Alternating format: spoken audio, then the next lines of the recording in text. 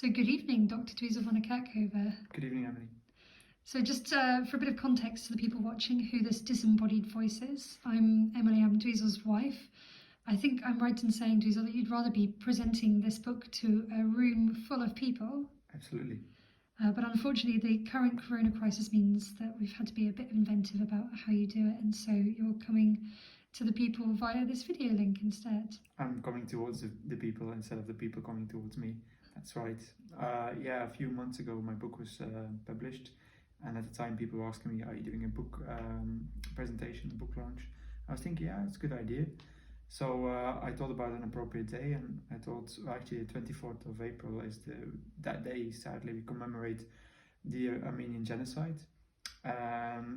This book is actually deals about the Armenian heritage, so I thought it could be a nice homage towards it. Great. So maybe you could start off by telling people a little bit about how this book came into being. Why is it that you were working on medieval/Armenian fortifications in the region of Cilicia? Well, it started off with doing my master thesis about the Crusades.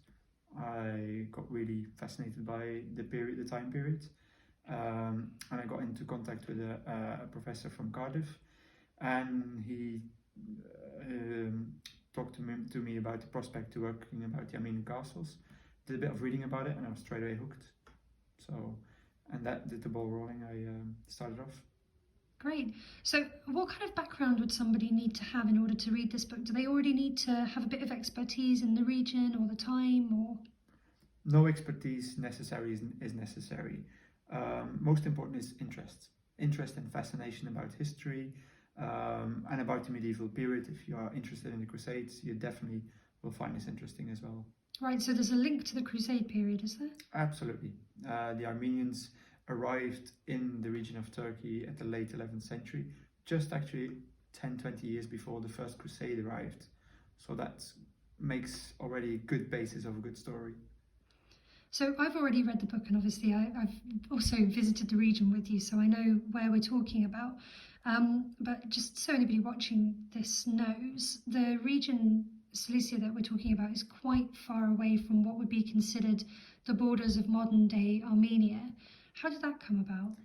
Well, we're talking about a region where the Armenians lived for, I would say, almost 800 years.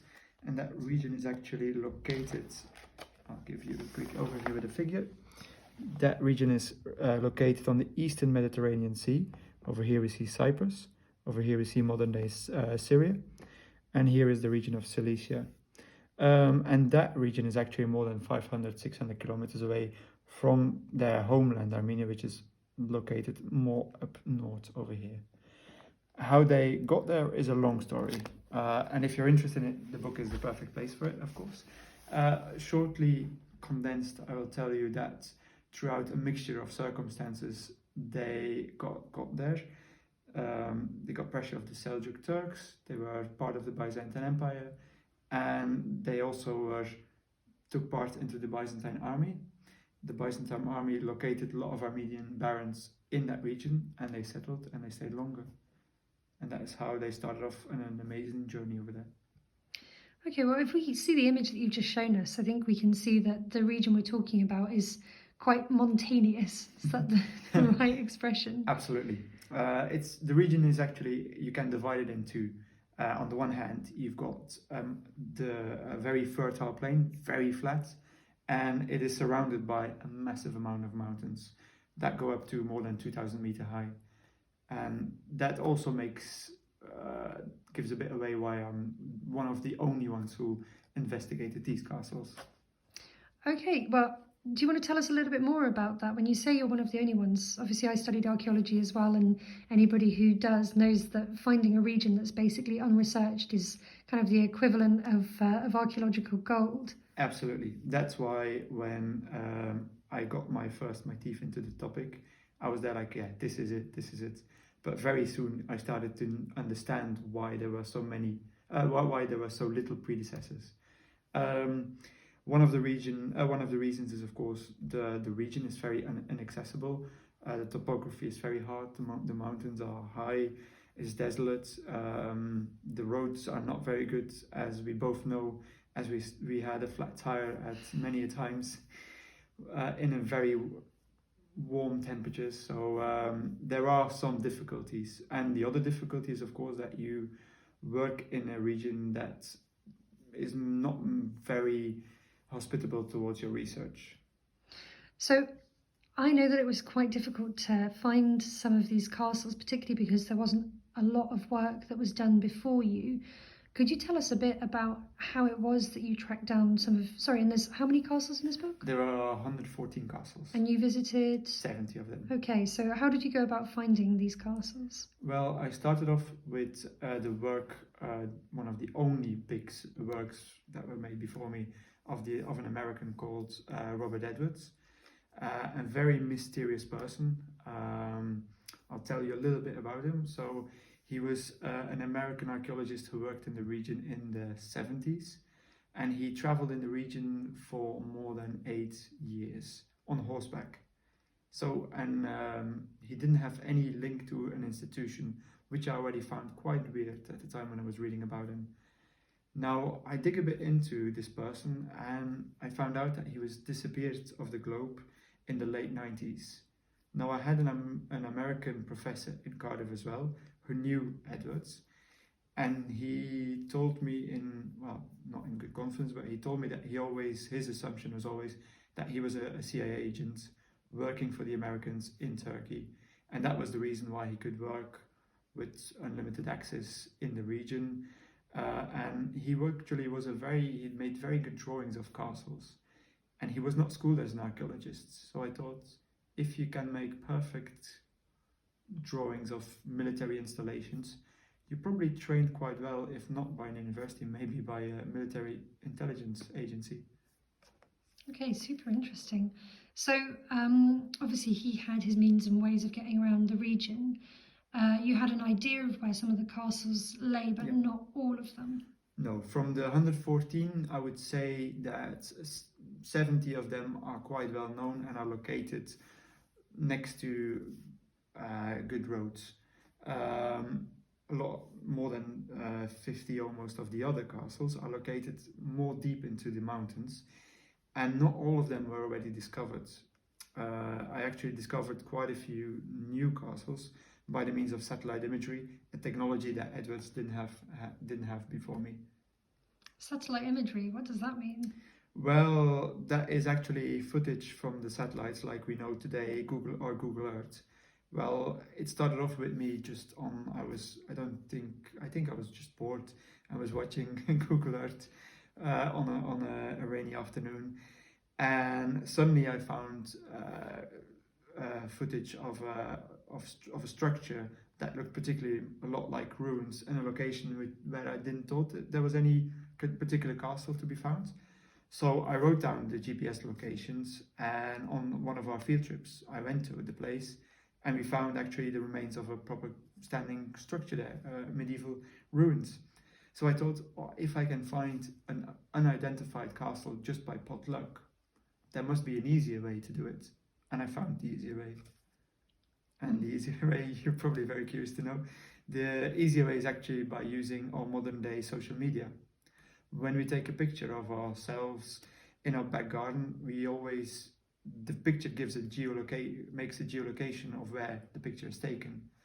And at the time, a couple of years ago, there was one website that assembled all of these pictures that are dropped online and bundles them in one website.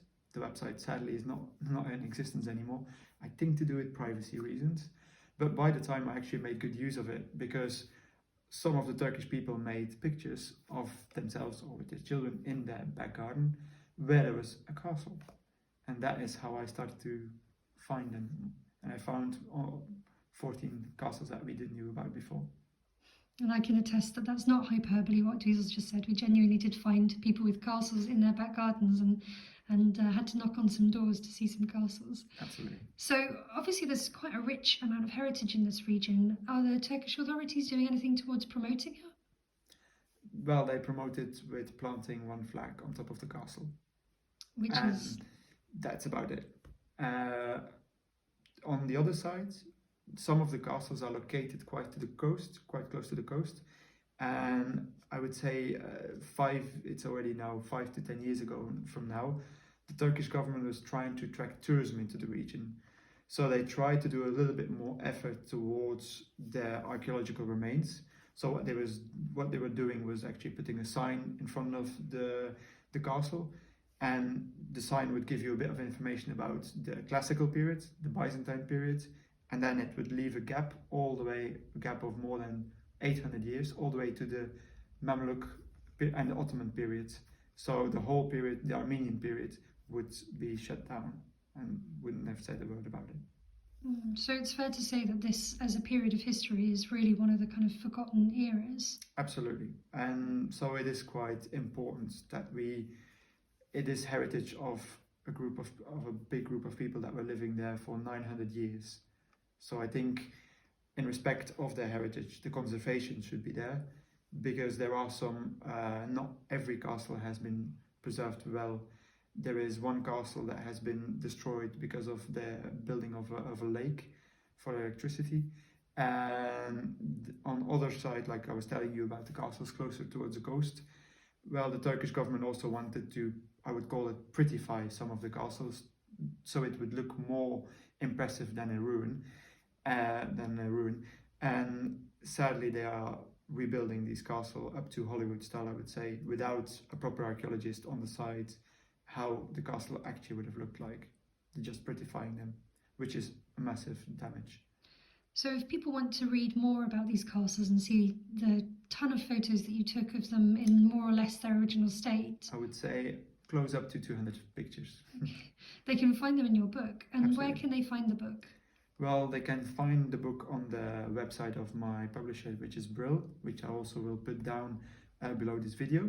And otherwise, I would say if you Google my name on the internet, you will very easily find a trace to where you can find it. I'm going to do a favour to everybody who's watching, and I'm going to zoom in on the name of the book and your name there, so that they don't have to have a guess at how to spell Dweezil Vandekerckhove.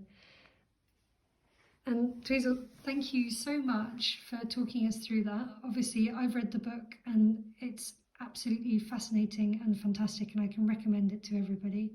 Thank you very much, Emily. Good night. Good night.